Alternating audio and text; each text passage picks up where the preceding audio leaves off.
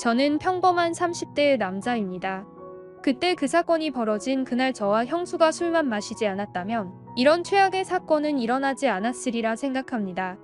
그놈의 술 때문에 인생에서 가장 큰 실수가 생겨버렸죠. 아버지의 생신날 기념으로 저하고 형님 부부가 같이 모이기로 했습니다. 하지만 형님은 안 오시고 형수님만 왔었지요. 저는 형수에게 왜 형님이 안 오셨냐고 물었습니다.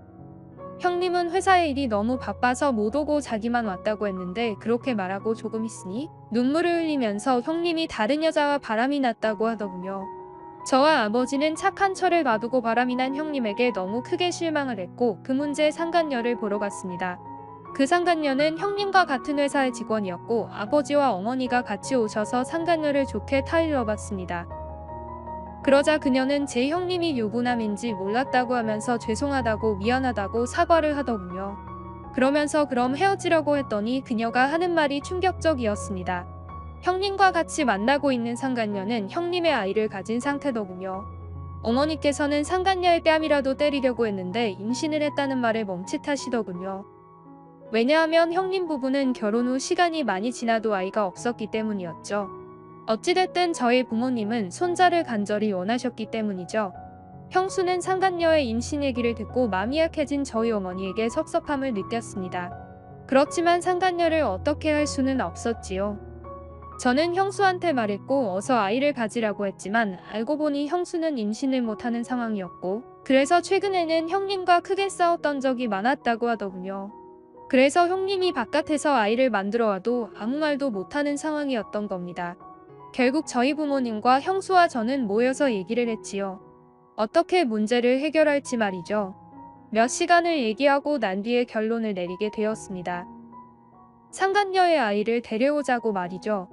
그리고 형수가 아이를 키우자고 결정을 했지요. 하지만 이 말을 들은 상간녀는 자기는 결혼할 거 아니면 절대 아이만 줄 수는 없다고 하면서 화를 내더군요. 돈은 필요 없으니까 결혼하고 자기와 아이를 책임지라고 말이죠. 그래서 급기야는 형수가 며느리에서 밀려나게 되군요. 아이를 못 낳으니 집안에서는 죄인 취급이 되는 거죠.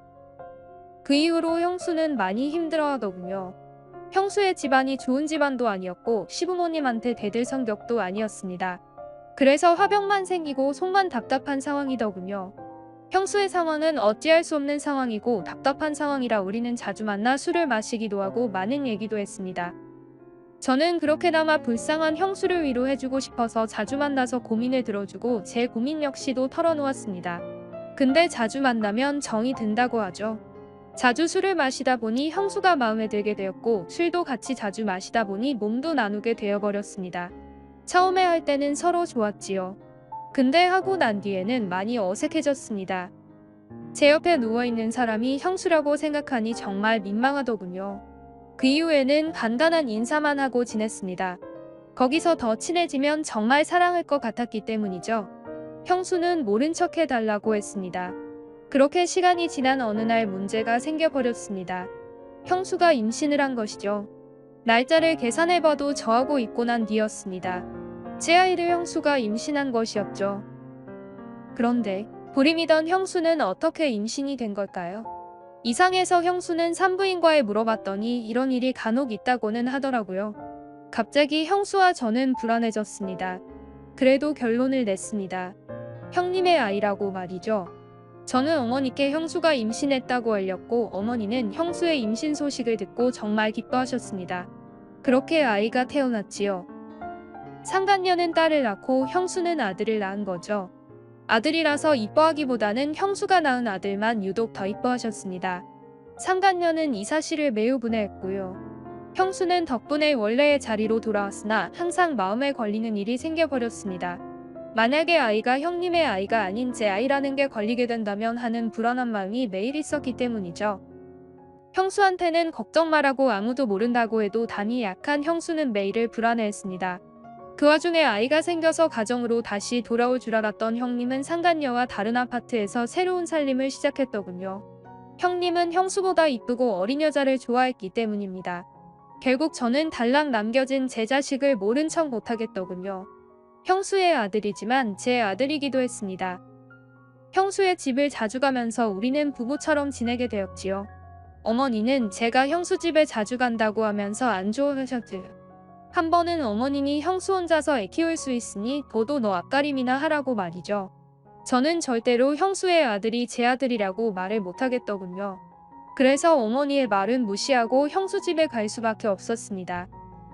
그러면서 어머니에게 조카가 불쌍하다면서 어느 정도만 조카를 볼 수 있게 해달라고 말했지요.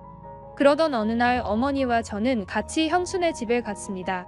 저는 어머니에게 형수의 아들을 자랑했고 그걸 계속 보던 어머니는 저를 보고 이렇게 말씀하시더군요. 너가 그의 아빠냐고 말이죠. 저는 너무 놀랐지만 아니라고 발뺌을 했지만 이니 모든 걸 다 한다는 듯이 어머님이 말씀하시니 어떻게 말을 돌릴 수도 없겠더군요. 저는 이실직고를 했고 어머니는 일은 아무도 몰라야 된다고 하면서 어머니의 아들로 호적에 올린다고 하더군요. 결국 형님은 상간녀를 너무 좋아해서 형수와 이혼을 하게 되었습니다. 형수는 이제 너무 지쳤다면서 형님과 이혼을 했고요. 저는 가끔씩 형수가 아이를 보고 싶다고 하면 제 아들이자 이제는 제 동생이 된 아이를 형수에게 데려가서 보여주곤 했습니다. 어머님은 애를 핑계로 형수를 만나지 마라고 했지만 그건 쉽지 않더군요. 어머님은 제가 알게 모르게 선자리를 알아보고 선볼 준비를 하셨더라고요. 그래서 어떻게 해서든 제가 장가를 가게 하려고 하십니다. 하지만 제 마음은 자꾸 형수와 아이한테만 가고 있습니다. 이런 상황을 어떻게 하면 좋을까요?